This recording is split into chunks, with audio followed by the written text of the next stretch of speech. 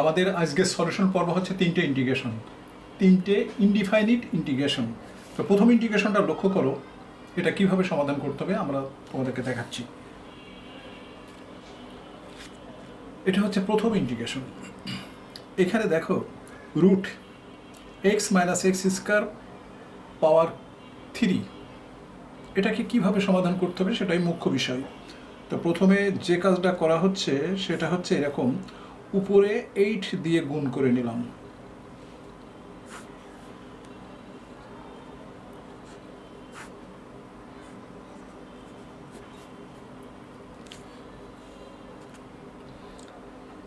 দেখো X minus X square whole power 3। এখন 8টা বাইরে নিয়ে আসলাম, ডিএক্স।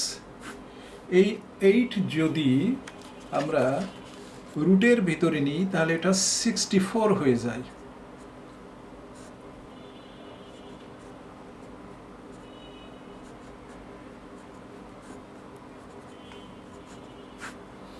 আমরা এই 8টাকে রুটের ভিতর নিয়ে আসছি, সেই জন্য এটা 64।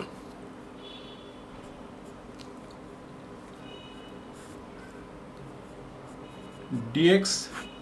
এখন যদি আমরা এই 64 মানে 64টাকে যদি কিউ এর ভিতরে নিয়ে যাই তাহলে এটা 4 হয়ে যায়। 4x মাইনাস 4x স্কোয়ার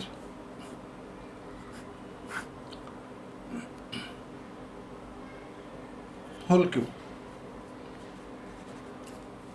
এরপর দেখো dx.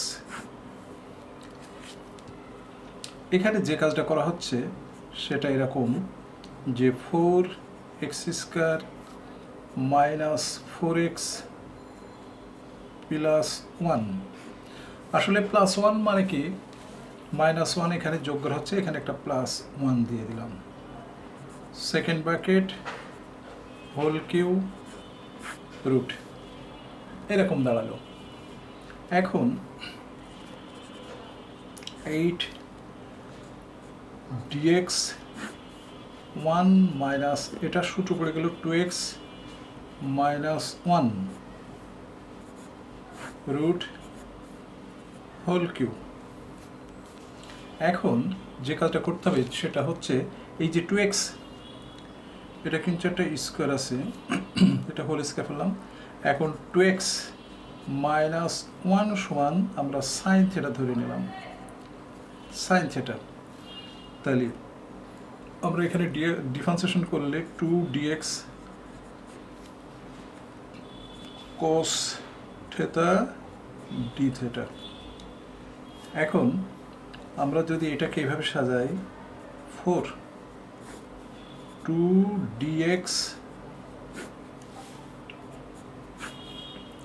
1 2x minus 1 whole square whole cube. এখন আমরা দেখো 2dx সমান cos থেটা, এটার বদলে আমরা cos থেটা বসে দিতে পারি। cos theta d theta 1 minus এটার বদলে আমরা সাইন থেটা বসাতে, অর্থাৎ সাইন স্কোয়ার থেটা হয়ে গেল হোল কিউ রুট। এখন যদি আমরা এটাকে এইভাবে নিয়ে আসি, দেখো cos থেটা d থেটা, এটা কি হলো cos থেটা, অর্থাৎ এটার কি হলো, এটা হচ্ছে হলো cos স্কয়ার থেটা, রুট আছে সেই রুটটা শুধু cos থেটা হয়ে গেল, কিন্তু এই 3টা এখানে চলে আসবে। এই এখন আমরা যেটা পাচ্ছি দেখো 4 পেলাম, এটা 4, আর এটা পাচ্ছে হলো sec স্কয়ার থেটা। দেখো sec square theta d theta, কারণ cos থেটা আর cos কিউ থেটা কাটাকাটি গেলে cos স্কয়ার থেটা থাকে, এই cos স্কয়ার থেটা উপরে চলে গেল sec স্কয়ার থেটা। তো এটাকে ইন্টিগ্রেশন করলে 4 tan থেটা হয়, 4 tan থেটা প্লাস c, এই এটা হয়। কিন্তু একটা জিনিস লক্ষ্য করো যে আমরা এখানে 2x মাইনাস 1 সমান সাইন থিটা ধরেছিলাম, এটা যদি একটা ত্রিভুজের মাধ্যমে প্রকাশ করা যায়, যেটা পাই cos থিটা সমান লম্ব বাই অতিভুজ, অতিভুজ 1 2x মাইনাস 1, এটা হচ্ছে লম্ব, এটা হচ্ছে, তাহলে ভূমিটা পাচ্ছি 1 মাইনাস 8 দেখো 1 square minus 2x minus 1 whole square. তো এটা আসলে যেটা দাঁড়ায় এরকম দাঁড়ায় যে 4x স্কোয়ার মাইনাস 4x এটা দাঁড়ায়। তাহলে এই যে 4 বাইরে চলে আসলো, এই 4 বাইরে চলে আসলে 2 আমার হচ্ছে এক্স স্কোয়ার মাইনাস এক্স অর্থাৎ ভূমি। তাহলে এখানে ট্যান সমান লম্ব বাই ভূমি। তাহলে এখানে আমরা যদি ট্যানের মানটা লম্ব বাই ভূমি বসাই, দেখো 4 লম্ব হচ্ছে 2x মাইনাস 1 আর ভূমি হচ্ছে 2x square minus X plus C. এখন এটার সাথে এটা কাটাকাটি করলে আমাদের আসছে অ্যান্সার আসছে এরকম যে 2x মাইনাস 1